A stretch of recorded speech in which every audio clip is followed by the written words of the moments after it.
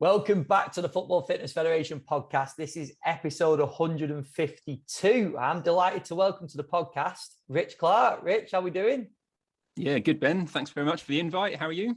I'm good, thank you. And I've got to thank previous guest of the podcast, Si Brundish, for the little link up. I appreciate it, Si, so thank you very much. Same from my end. We were just chatting about Brundish being a legend. So yeah, shout out to him. He certainly is. And we could probably do a whole podcast on Si Brundish. You'll have to do that at some point. Yeah, you should get a group of 4 or 5 people on just to talk about him. Without him, he's not invited. Yeah, exactly. He's not invited to talk about him. No, that's class. No, well, Rich, thanks a lot for coming on. We're going to cover a lot of different topics, basically a lot around agility. But just before we jump into that, do you want to just take us through? I know you've got loads of stuff going on at the moment. So do you want to just take us through a little bit of background initially, and then also what you've got going on right now? Yeah, sure. I try and keep it brief because it gets a bit complicated, I suppose. S&C coach for 10 years, worked in a combination of different environments, not necessarily in full-time capacities. I've not been in kind of a full-time club role of any description for a very long time, but I've always just split my time between a little bit in the private setting, a little bit in kind of organizations and clubs, and in the higher education world from more of a lecturing position. So currently doing a PhD based around change of direction and agility, which let's not talk about the PhD itself in too much more detail. Do some private coaching kind of with various populations, all the way from kind of 10 through to kind of 50s and 60s year olds. Do a little bit of kind of, I guess you would call it consultancy. It's maybe a bit of a dirty word, but some shorter term roles in different sporting environments. That's really what I've done, scholarship athletes, the task system and things like that over the years. And I'm now moving into a slightly different structure of work where I'm changing university and going to a part-time role to run a master's degree. I am going to be leading the S&C for Bristol Flyers basketball from September going into this season. And then I got a couple of days a week building out strength coach curriculums, which is kind of my own strength and conditioning based education projects, which I'm really excited about and really trying to work on. So yeah, fingers and pies, variety is what I like, Ben. Yeah, no, brilliant. I know there's some good stuff in there. So around agility, where did this interest come from initially? Because I know you've mentioned the PhD, even though we're not going to go into detail on it. But where was the initial sort of spark of interest around agility? Yeah, whenever somebody's doing a PhD, the last question they want to be asked is, how's the PhD going? Yeah. Should we move on? Yeah, look, good question. I've thought about this a lot. I think it's a combination of things. One, feeling like you need to specialize sometimes, I think, as a practitioner, whereas I'm interested in just everything. Like I just like multidisciplinary knowledge. I like looking at lots of different areas. And I think that intuitively, I kind of felt that the agility side of things was a way to specialize without having to really properly specialize in terms of, going into muscle physiology or conditioning only or something like that, because you can't get good at the agility area without looking super broadly and understanding all of these things which interact. So I think that was the personality side of me, which kind of brought that in. But then actually just from a coaching history perspective, I'm always driven towards challenges and solving problems and providing unique value. And then I had so many different coaching opportunities where you would look and you think like, man, this bit's really hard. Like in the grand scheme of things, I always say this with a caveat, getting strong is the simpler side of things. Progressive overload, follow these technical models, and you can cover a lot of bases. It's obviously more complicated than that in reality. And you then kind of move out onto the pitch. You look at movement that is multiple planes of motion, that is much more complex in terms of the desired outcome, this interaction of constraints. And I kind of just saw that as a challenge, which really interested me, an area and an environment that I really enjoy coaching in. And then you also look around and you think, I don't think anybody's really doing this very effectively based on what you sometimes see, or at least you then get more motivated by it because you think, I want to get much better at this. And you realize, there's literally nowhere that I can easily find this information to get better at it. So yeah, an intersection of lots of things: personality, coaching experience, desire to solve a problem, and then just, my interest is always very much more dynamic athletic movement versus more traditional nuts and bolts S&C coach, squat, deadlift, clean kind of idea. Although I have that side of me as well. Yeah, no, that's really interesting, because I'm gonna repeat a phrase now that probably make every sort of S&C coach working in academy football or wherever it is shudder when coaches say, "Oh, they don't move well. That player doesn't move well," and you're like, "What does that mean?" And so that's interesting, because it's very subjective, isn't it? And we could be talking about strength, we could be talking about game insight, we could be talking about agility. So there's loads of different subjective ways of looking at it, isn't there? But in terms of and your definition of what we mean by agility, how would you define it? Yeah, and you're right, those kind of statements of, they don't move well. And does that, I think if a coach is looking at that on pitch and they say things like that, they are referring to what we might see as agility-based movements. I'm doing bunny ears on camera for people listening. And I do kind of think that that's what they mean. But then you do get to, but is it agility? What's the definition of agility? And you go to the textbooks, you get all of these classic definitions of, if it's pre-planned, it's change of direction. If it's reactive, it's agility. Okay, yes, that's great. And we've now kind of got, this is maneuverability rather than agility. Agility is slightly different. I personally don't really pay attention to any of those things. I think it at times makes it more convoluted.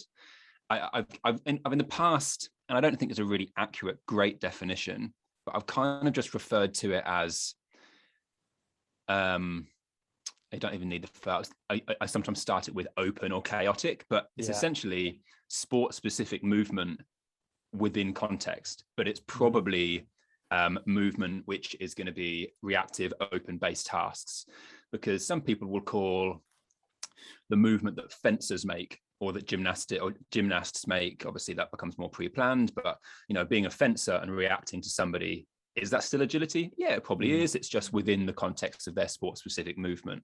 I concentrate my focus much more on the team sport side of things, running, locomotion-based agility, which is obviously the focus here. And I just think anything where you're performing an athletic movement on pitch, which involves covering ground in some respects, and you've got to do that in response to what's happening around you, that for me classifies as an agility task. I'm not worried about the semantics of change of direction, maneuverability, and some of the details around that. Just dynamic, reactive movement in a sport-specific situation for me is kind of where I just default back to. Yeah, and it's really interesting, the sort of game insight side and the reactive side of it, isn't it? Because that for me, and this is just my personal opinion, when coaches are speaking about them not moving well and all the rest of it, you've got to question whether it is a physical thing, whether it is that they're restricted in certain ways, or they've not got those certain movement patterns down, or whatever it is, or whether it is the fact that we see it all the time, don't we, in probably a lot of different team sports, that someone might not be that so athletically gifted or whatever it is, but they just read the game so well.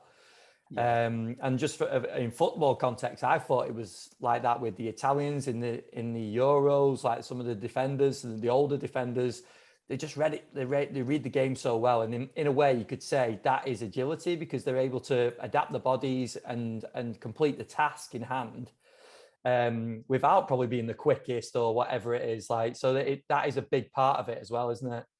Yeah, absolutely. And this is where you kind of have that reverse engineering idea, where you kind of go, okay, we're seeing this mishmash of skills, attributes, and ability when people are performing in whatever kind of task they're performing.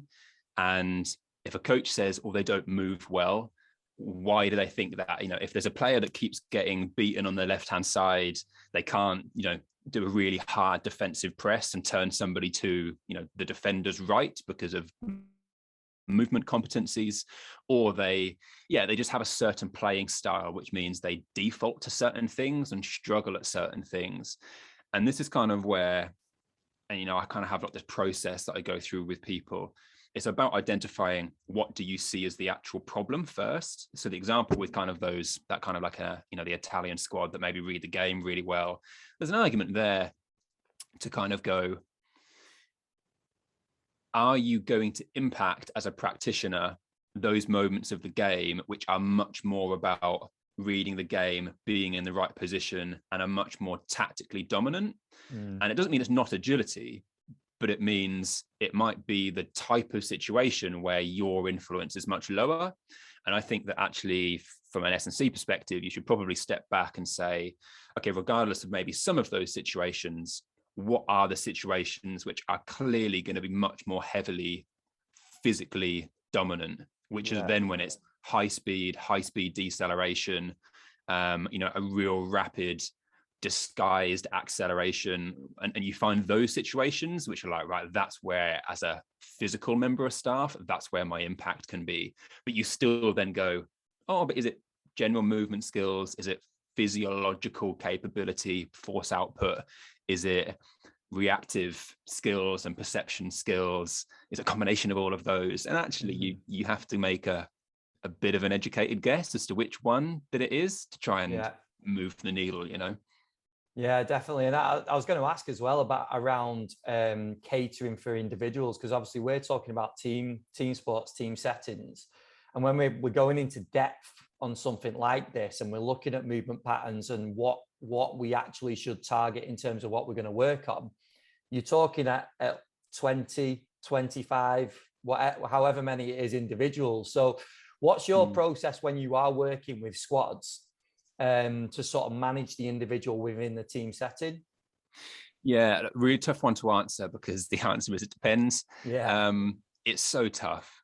I was recently 18-1 coach to athlete ratio, and you just can't really, unless you've had lots of time to screen, assess, plan, have some one-on-one time outside of maybe squad settings, it's very difficult to kind of go, okay, these people do this, even to actually watch the group and identify, okay, I'm going to start to box people of, this person really struggles with everything, so let's just give them some basics. This person has, accelerates really effectively, but isn't very adaptable. It is very, very tough.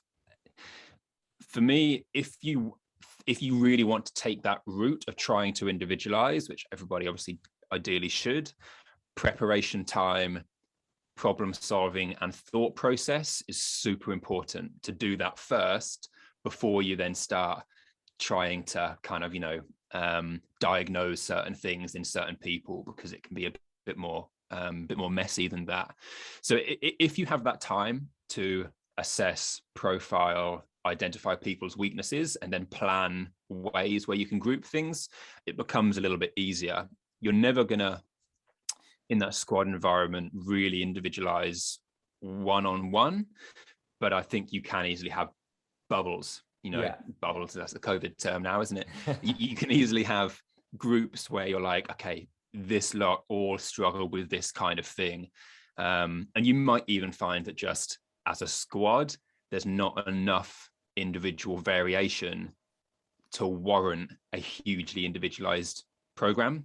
I don't mean, in terms of general strength training program, a little bit easier, but to super individualize what's done on pitch. If you've got a squad that are slow, don't break well, have got big asymmetries to their dominant side, or something like that, you can very easily get massive benefits from good speed exposure, high speed deceleration exposure, get them better at breaking into their non-dominant turning side. And that, that's kind of like a bit of like of an 80-20 thing, just doing those three things can have huge impacts.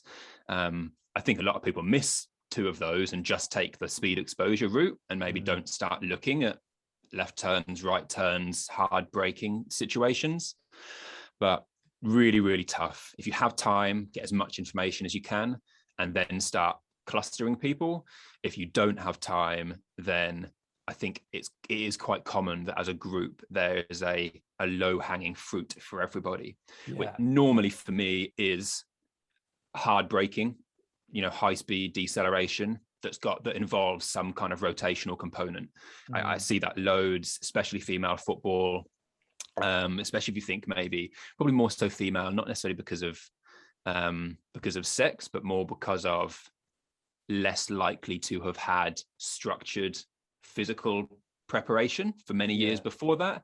And if players spend loads of times only performing in competition, or at least in football-based training that's not got a deliberately constructed physical focus, it's very easy to just develop bad habits of, whenever I turn, I always turn to my left because they just feel comfortable that way, and they can't work out why they always get beaten the opposite direction, and their playing style just adapts to it.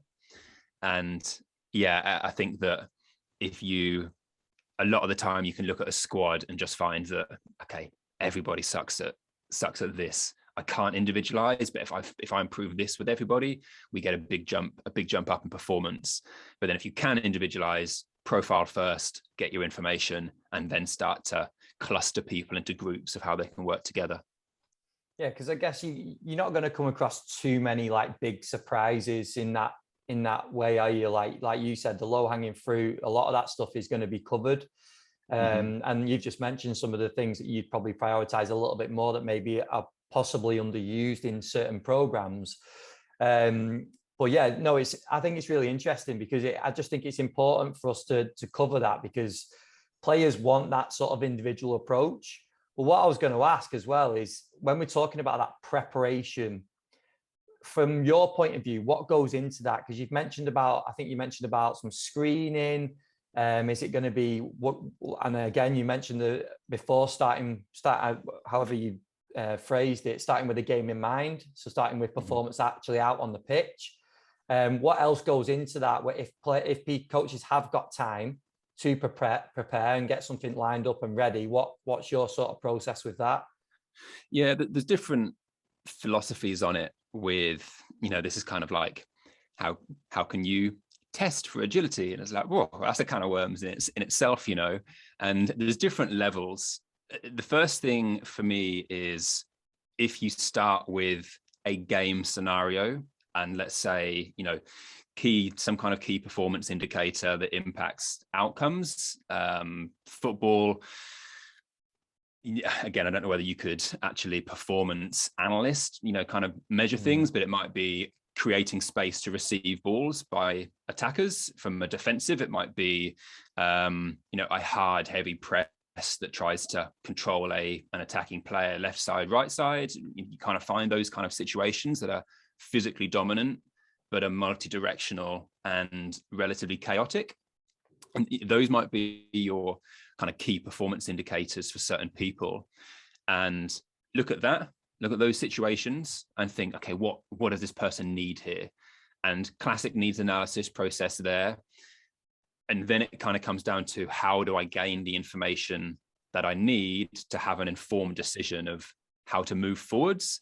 And you get into the testing world. The testing for me works in layers. You can try and do an all-in-one agility test. You get the classic react to lights and this Y-shaped cutting test, which really mixed opinions about. I don't like it. I know some people have used it to good effect. So, I don't think it's a great one for football. Let's put it that way. I use, and this is where we do start talking about the PhD, I use an assessment, which is essentially a 505, a 15-meter approach. So 50-meter sprint, stop on the line, turn and come back 5 meters. I use that with a little bit of tech to measure some different performance variables. So you start to look at deceleration capability. How do they do it on left side versus right side? How do they control their approach? And you get those quantifiable numbers based upon, you then got an acceleration number, a deceleration number, a change of direction 505 number. You combine that with what you see video it 2D, look at how they use their stance and use their footwork. And for me, that gives you tons of information. Even then naturally got, okay, strength levels, jump heights, and our reactive strength index, and some of the more traditional stuff, which probably gets done anyway. But I think that you have to look at the movement as a whole. I don't think that jumping tells you enough about what's going to happen horizontally. I don't think that a linear sprint tells you enough about what might happen when somebody's got to decelerate into it and then reaccelerate from it. So some people kind of, I think, frown at the 505 a little bit. And I think I did at one time. You know, how often does a 180-degree turn take place? Is it that specific? And you do traditionally only get one number from it. 505, 505 time is this. But I think if you delve deeper into it, you try and use that test to actually look at how do they break? What position are they in when they finish? How do they reaccelerate? How does that compare left side versus right side? I think that as a test is a super good tick multiple boxes at once assessment. And I look at it now actually that the 505 is more of a deceleration test than it is a change of direction test, because your high speed, your maximal intent acceleration into a hard deceleration, and you do that with turning left or turning right, relatively specific to a defensive pressing situation. Within reason, you turn a bit further, but you've still got a foot control in terms of penultimate step, final step, and how somebody controls their center of mass. So that for me is a really easy addition to a testing process that allows you to get some numbers from it, even if it's just 505 time or change of direction deficit, and then combine that with video. And I think that you can, within the space of one assessment, get loads of information to start identifying, wow, look at the difference here between left and right, or Z scores. Let's just see just how much variation there is between somebody who is fast, but they just got no control when it comes to slowing down and turning. So that's, I think, the biggest impactful addition to a process. And then other things just feature in as start to kind of, I guess, make you question whether you're right or not with your decisions. I think it's a great point, and a great point for testing or screening in general, the fact of recording it and analyzing not just the score that comes up in terms of the time, but also what is going on at that time as well, because it's exactly the same with speed testing, isn't it? Like we get a score from a speed test, but could we look at the mechanics of how that person is actually running and moving? And then I guess the other thing with that, and this will definitely happen in football, is if you run something like a 505, the player will feed back to you, won't they? Like if they find it harder on one side, or they struggle with whatever it is, they're going to tell you and they're going to feed back straight away. So having that interaction with the player is probably equally, if not more important and impactful than the actual score, isn't it? Yeah, absolutely right. And it's interesting where, I've really gravitated towards looking at movement in much more of a complex in context situation. I think over the years, you think like the evolution of S&C, and it's by no means a bad thing. Like I still support this as a notion. We've kind of gone through that fundamental movement skills and gym-based competencies, hinge, squat, single leg frontal plane stability, all of that stuff, super important. That's the foundation of our pyramid. But I've seen lots of athletes who they squat quite well, they RDL quite well, they're relatively stable on one leg. You then get them to do something more dynamic, and especially in football where they spend all of their time relatively high center of mass, kind of bouncy, jockeying around short steps. And you now suddenly go sprint to that line, turn left, sprint to that line, turn right. And you look and you go, there's a lot to be improved within that, even though they've got that foundation of good kind of athletic movement skills. But once they go into their normal football environment, they don't lower the center of mass very well.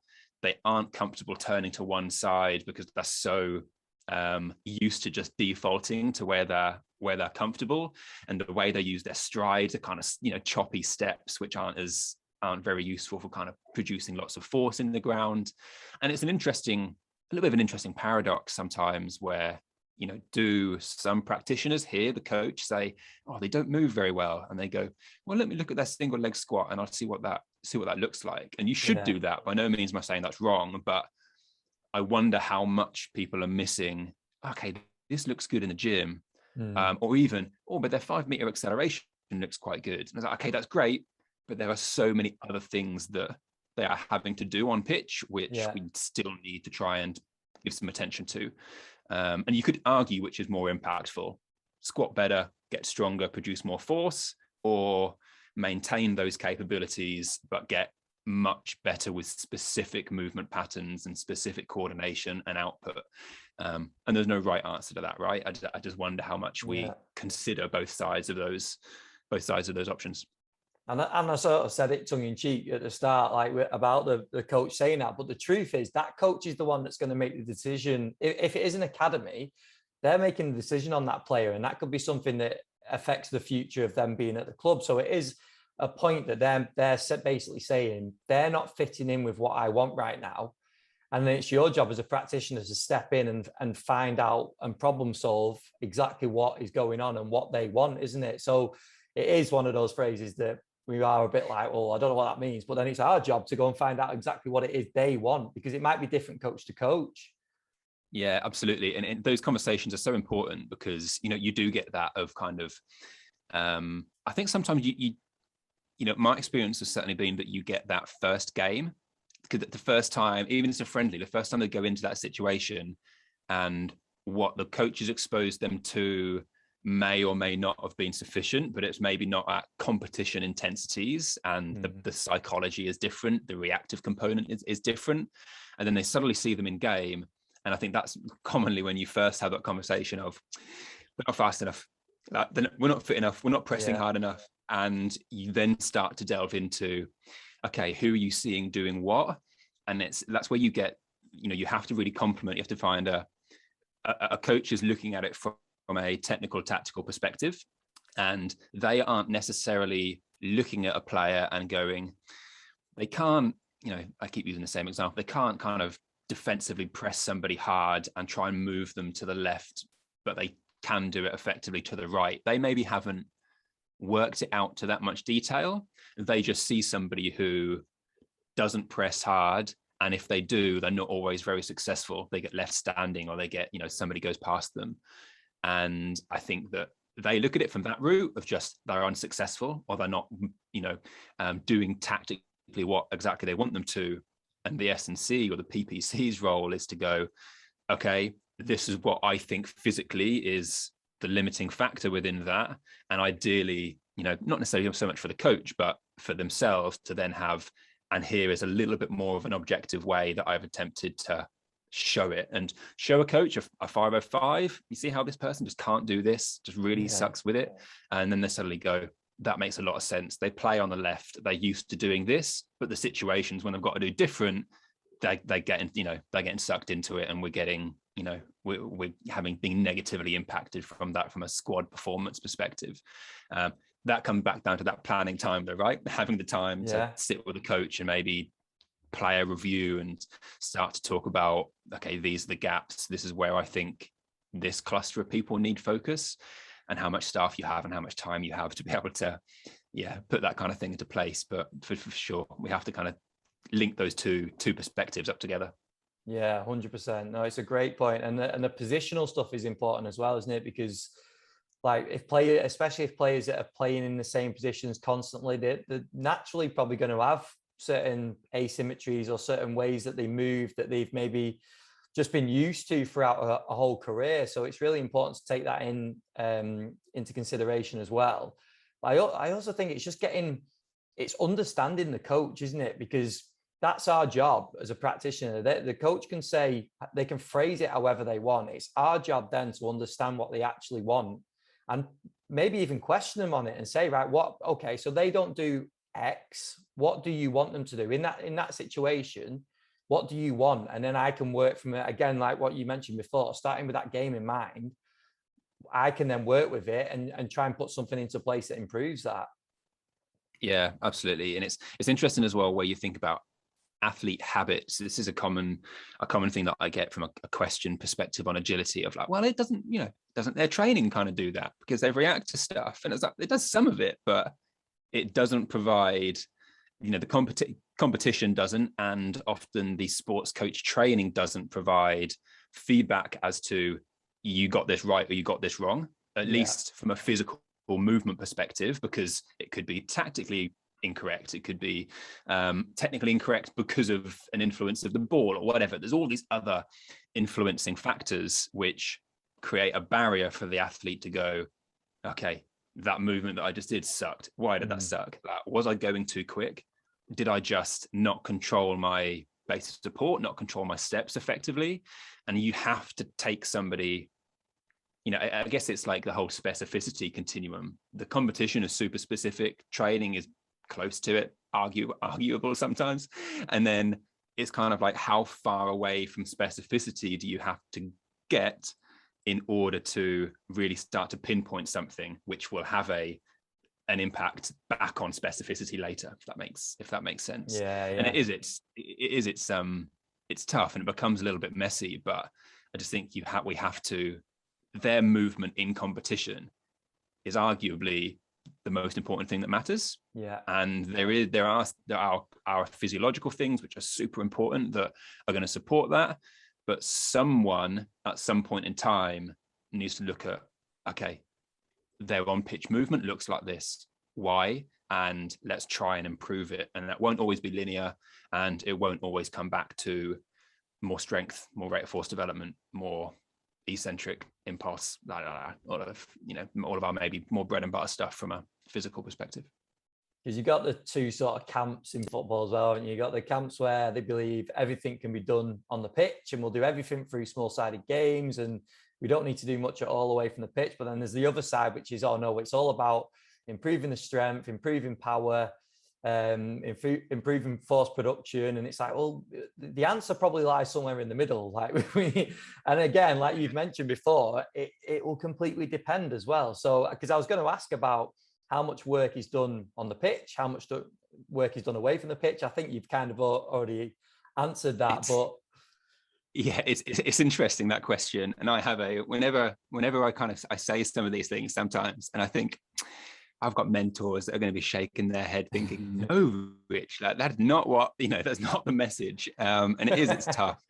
Ed Archer, long-term mentor of mine who I've known for years, and who's brilliant. And, Ed is do the basics really well, forget about, I hope I'm not putting words in his mouth. If I am, Ed, I apologize. Forget about trying to do some Franz Bosch drills and worrying about hip block. Like, get good at the basics, get more robust, develop more strength, and get strong. Like, I've worked with him for a very long time, and I absolutely have that component of my philosophy.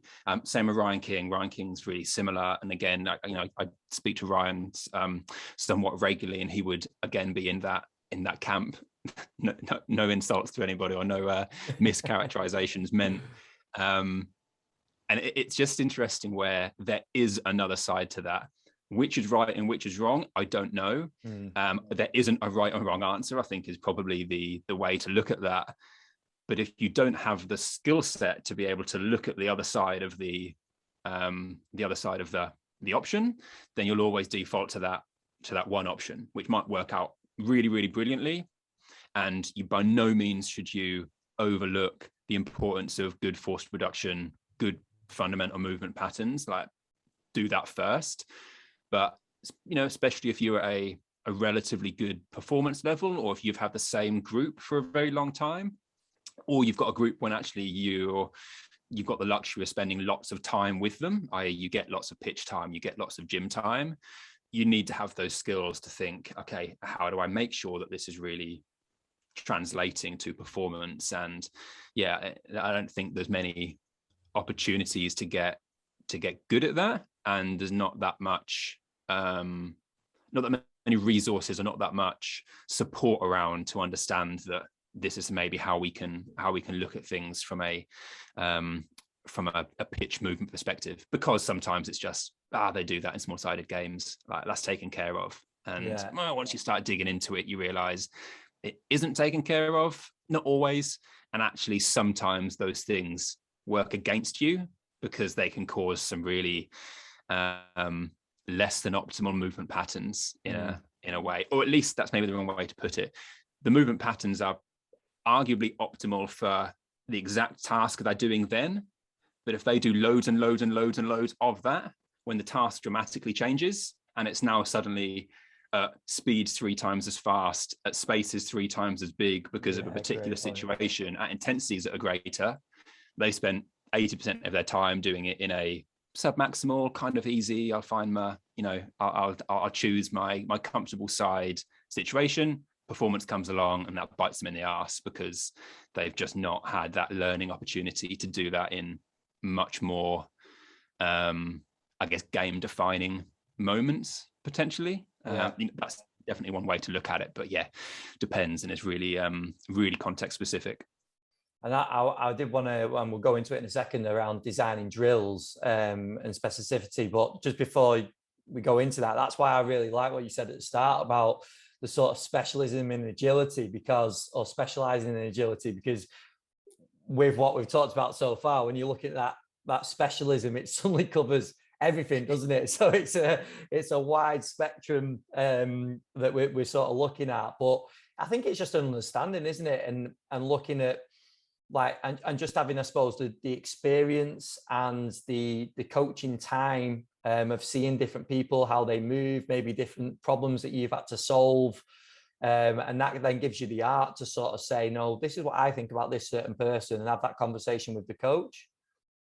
Yeah, absolutely right. Like, I think it's another thing which is probably somewhat led me down this path is different environments and different sports where you don't get used to, this is the way that it's done within this kind of situation, and this is the system.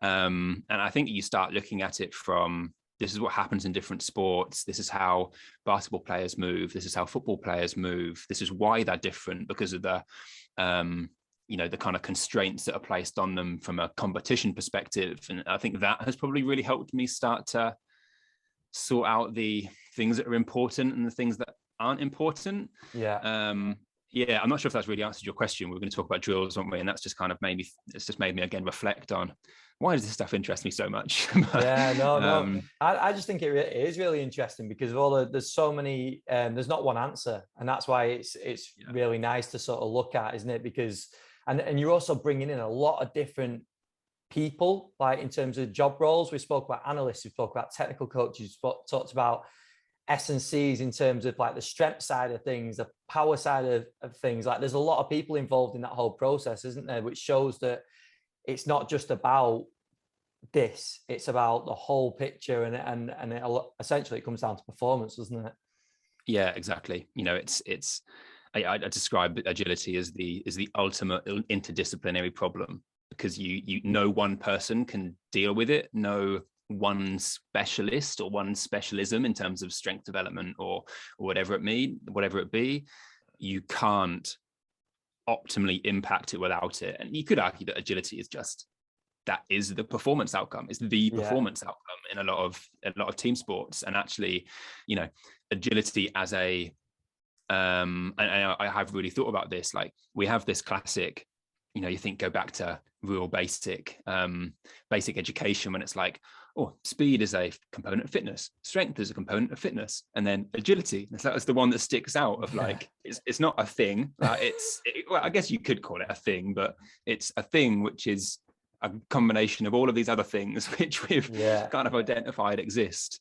And that is where it becomes a little bit messier, and there's no right answer. But I hesitate with that statement sometimes, because I think that when you say, oh, it depends and there's no right answer, people naturally back away from it, because they're like, I'm never gonna fucking understand that. Like, it doesn't matter. Like, it depends, and you'll never know whether you're right. And I think that's a bit of a cop-out, because there are some right and wrongs. Physics and anatomy define that certain things are going to be more effective than others, and then the constraints that are placed on a player in a particular situation also defines that this is going to be more effective than something else, because of what the desired outcome is. I do think it becomes a little bit messy, and I do think it hugely depends, but I don't think that's an excuse to not try and achieve certain things in the way that people move and certain things in what it is you're trying to teach them to. I guess we have this, the athlete will self-organize. Will they?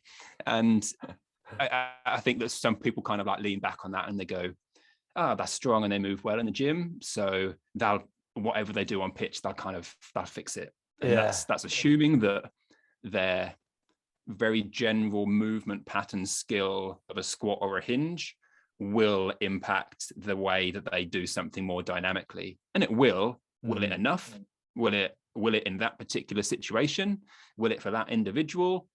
Maybe not. And it's less, I guess I'd probably default to it's less about there is no right answer, and it's more about there's a right answer. You just got to really think it through and bring more pieces of a puzzle in to try and find it. But that's what's exciting about it, right? That's what we want to do as S&C, PPCs, to try and really start to think, I want to impact performance. These are all of the things that feed in, and this is how they manifest themselves in a dynamic environment. It's only like the game though, isn't it? Like you look at the formations used, the approaches used, the game models used by different coaches. Like there's loads out there already. There's been loads out there in history of the game as well. And there probably will be loads of different approaches going forward as well. So it's only the same thing. So if we are after that one answer, you probably got to be a little bit more open-minded, haven't you?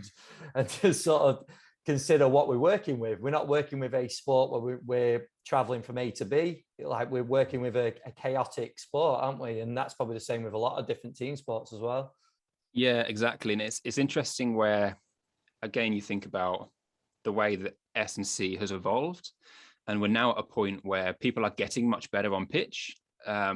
The amount of speed based now, I always chat to James Wild about this. I'm like, people love speed, like absolutely obsessed with it at the moment, and all for good reason. I love acceleration mechanics. I love sprint-based coaching, and I'm completely on that side of the fence. And it's interesting how is our evolution becoming, we've gone from powerlifting, strength training, kind of, let's go 10, 20 years back, or then Olympic lifting becomes really, really key. And then now we're in this phase of understanding, actually, speed and dynamic movement does become super important. And I'm fully on board with that. But maybe it's a natural evolution to kind of go, but actually they aren't sprinters. Like they decelerate a lot, and they change direction a lot, and they have to do things in multiple planes of motion, not only the sagittal plane. And I think that that's the way that things are going. I just hope that the pendulum doesn't swing so far that we forget that players need to be really strong and really robust as well. And that's where it comes down to, even me, like I got an agility based bias in terms of my own interest, and it's very easy to look at everything from an agility lens.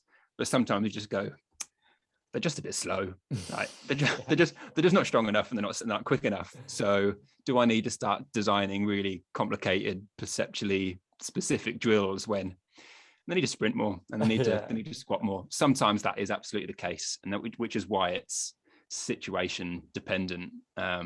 But when the situation isn't the case, have the skills to be able to step up and go into that different realm of things, which is, kind of where my skills have kind of merged to over the years. And a perfect segue, designing drills.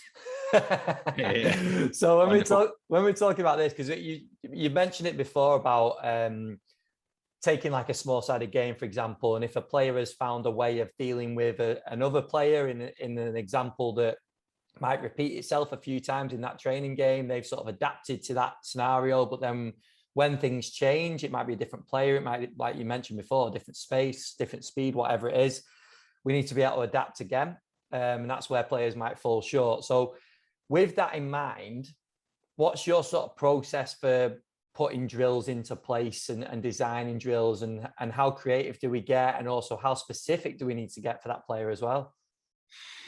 Yeah. How long do you have? I kind of have like there's key principles in that for me. Let's say you've identified this is the outcome movement pattern or the outcome technical tactical situation that I'm trying to impact. You take that, and that is what you initially work from.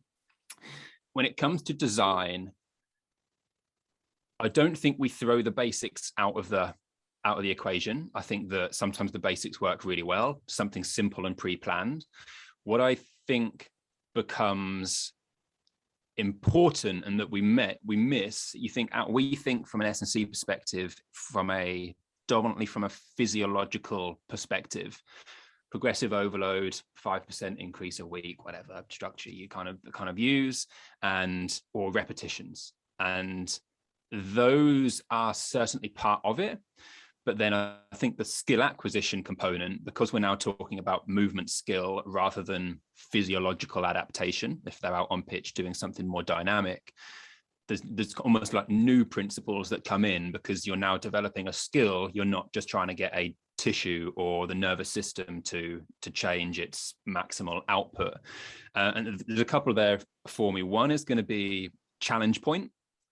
If it's just too difficult for them and they continually screw it up or show you the wrong thing, you need to regress it and make it simpler, arguably similar to the gym. But remember that within that idea of how challenging is it, there's a load component in terms of how fast are they going. There's an angle component or a movement complexity component of how much do they need to work in 3 planes of motion and really change the position of their body. And then if it's reactive, there's also a perceptual cognitive time availability component. So like those 3 things merge into like just how challenging the drill is.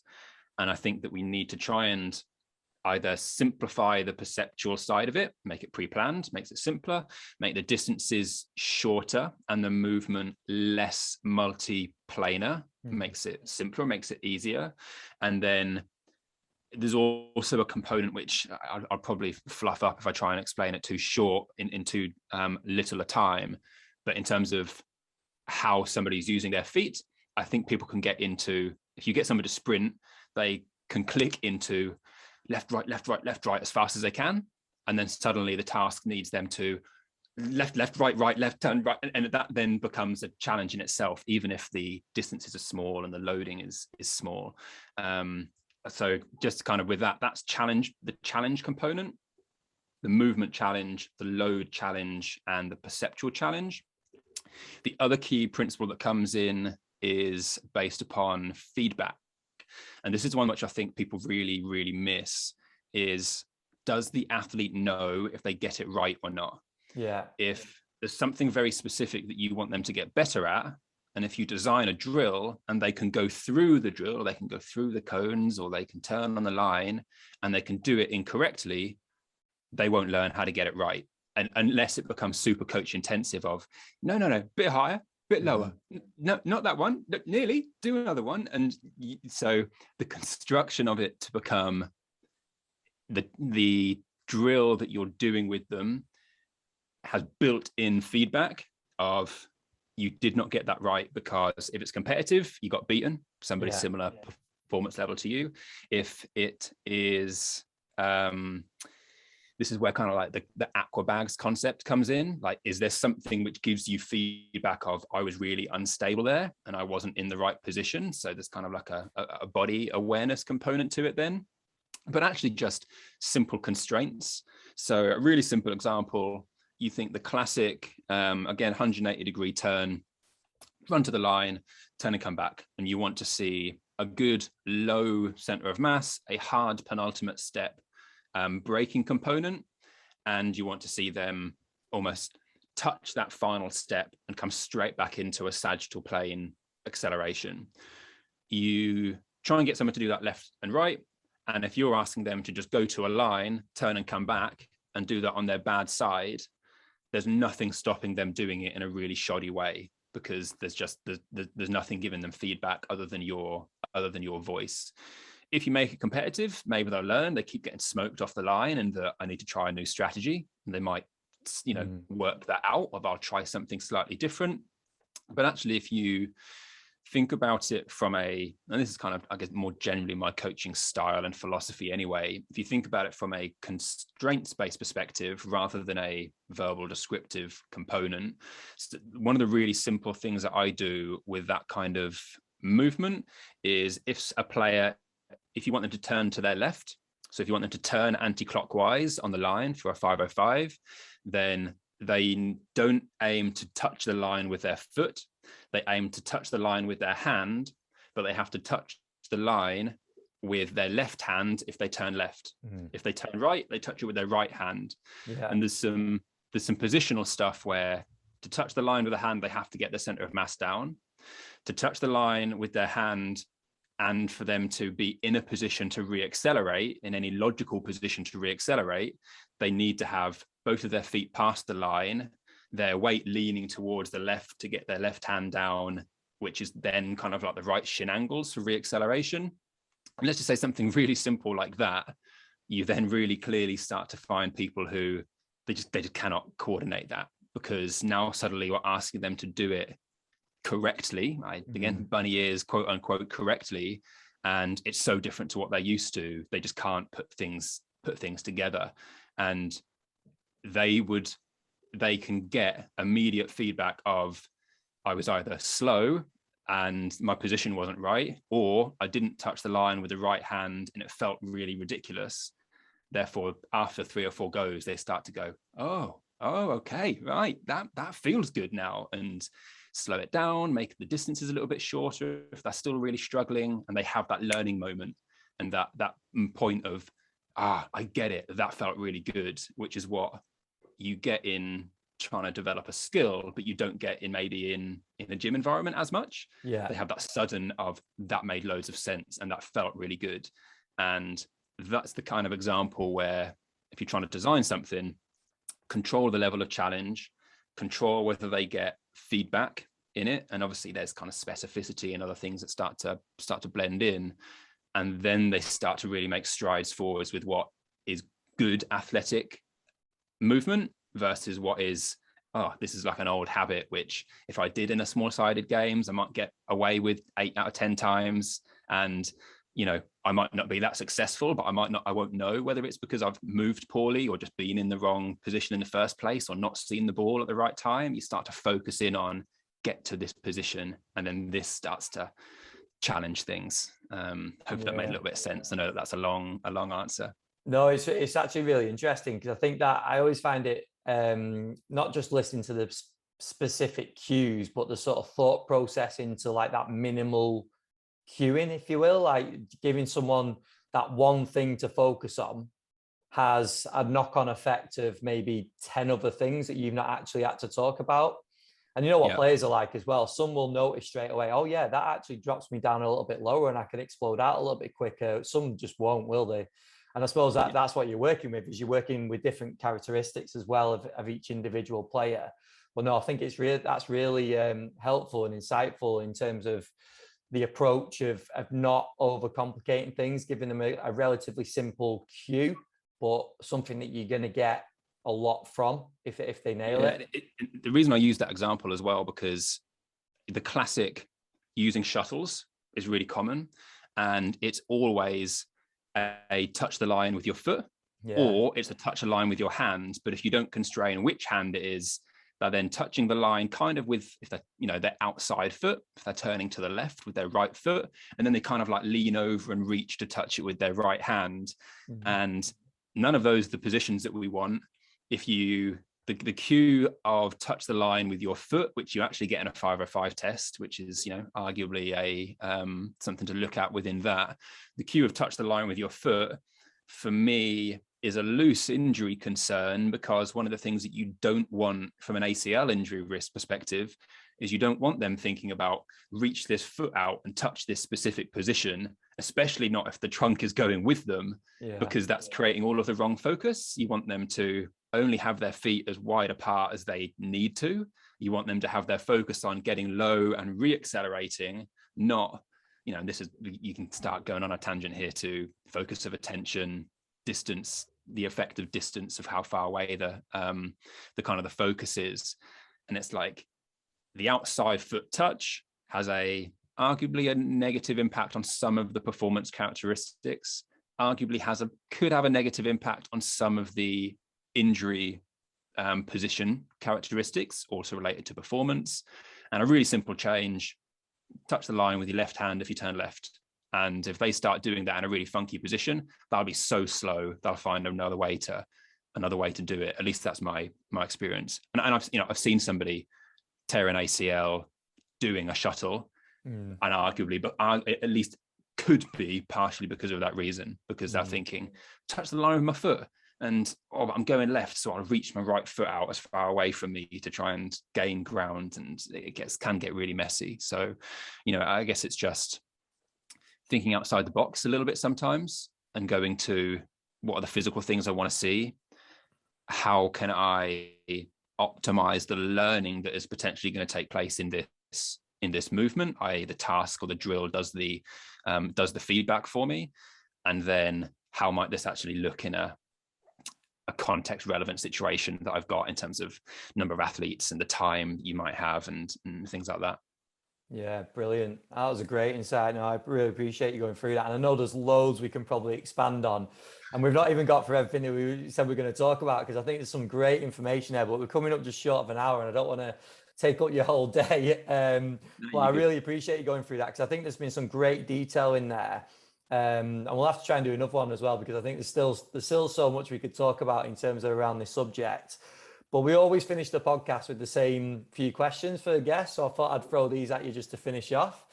First one being, who, I know you've mentioned a few people already, but who are some of the biggest influences on your career so far?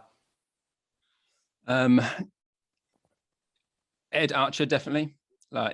He's a long-standing mentor of mine, great friend, and he's really shaped the way that I think and stopped me getting too excited by new stuff. Just getting the basics done really well. He's absolutely brilliant. So he is definitely up there. I think if I named anybody else, there's probably too many other people who now sit underneath that. And if I named some of them, I'd feel bad about the others. But there's lots of other people who I've seen them practice or had conversations with them, and then their less frequent mentorship has made me really start to rethink things. And that for me is the beauty of social media. As much people hate it sometimes, especially with how some people can be on Twitter, but the number of people who have impacted the way that I think purely through initially making connection with them on social media and then following up later, there's so many of them. One of them is not Simon Brandish, but he's still on the so yeah, I think that would probably be my default answer. Default answer. Ed has been probably the biggest one, and then the rest of it has been individual contributions of little touch points over the years. Brilliant. And what would you say your biggest strength is as a practitioner? Definitely this stuff. I would describe it, I'd at least say this, in comparison to other S&C coaches, I'm not a skill acquisition expert or a movement guru, but in comparison to the regular S&C coach, for me it's dynamic multiplanar movement, which in team sports becomes agility because it becomes reactive and you have to pull in those perceptual cognitive components. But it's really looking at how people move in context and understanding the intersection between injury and performance in much more dynamic situations rather than our more traditional kind of gym-based situations. Brilliant. And then final one, I always ask about CPD, but by this one, I just mean where do you do your learning now? In terms of, it doesn't have to be courses, where do you do your sort of research, your learning? Yeah, I've done everything over the years. The classic, if there's a CPD event, I've been to it, masters, start to do a PhD, etc. But I'm actually probably now in the last few years, I haven't really done that much more that's particularly formal. Mm-hmm. And it has just now become, especially because my interest has become this agility space, and there isn't anything catering for that for me to really upskill, other than a few specific examples. So actually, the biggest learning and the biggest, I guess, almost recommendation I can give to other people is understand the first principles of the literature understand what we have support for, if this is important. And then it's about trying to take information from lots of different sources and trying to synthesize it all into one piece. And when you're trying to do that, have conversations with people, because like I'll have some messages that might be with I don't know, there might be with Stu McMillan about certain things, and then suddenly I'll have a different perspective on it, or I might speak to Ed, who will kind of think about it from a different way, or speak to a good friend of mine who's Ainsley, who's a physio osteopath, and you kind of then just start to look at it from different perspectives with your good sound understanding of the scientific principles, and then start to build and develop that way.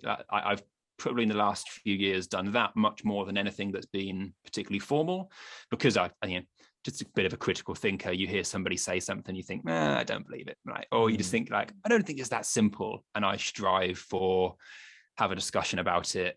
Let's find out what support there is for that, or is it just opinion, and that kind of stuff. That's kind of the way that I kind of work now, which is really what I think there should be more of. Brilliant. And that's obviously what we talked about in terms of utilizing the whole staff in place when we talked about getting to the bottom of the problems before as well, isn't it? Utilizing everyone that's there. So that ties in really nicely. But Rich, this has been quality, mate. Really, really good. Agility is something that obviously when we break it down, we have spoke about the individual sides of it in terms of strength, in terms of speed out on the pitch, game insight, things like that. But I don't think we've gone into so much depth on a podcast before. So I really appreciate you coming on and giving us a little insight into your sort of research and knowledge and everything that's going on at the moment. But people that don't follow you and that aren't aware of everything that you got going on at the moment, where would you sort of direct them to just keep up to date with what's going on? Yeah, Twitter's the best place. It's the only social media platform that I'm particularly active on. I'm Rich_Agility Lab on Twitter. If anybody's got real specific agility based interests, or they recognize that that's something they really want to upskill on, that's something that I've got a course that's going to be kind of out and up for that stuff, probably October 2021 is my aim, and that's all going to be part of what is going to be a slightly bigger brand or bigger platform, I suppose, which and the idea is that kind of what I've just said with the CPD then is that education is much more effective if there's some discussion, some debate, some first principles thinking, and some varied perspectives, and some mentorship. There's lots that go into. I won't go into a heavy sales pitch, but yeah, if agility is something that's you recognise the need to kind of upskill on, putting something pretty comprehensive together for that, and yeah, come and find me on Twitter, and that's the best way to connect with me for sure. Perfect, mate. Well, I really appreciate your time today, and we'll stay in touch. All good. Cheers, Ben. Thanks very much.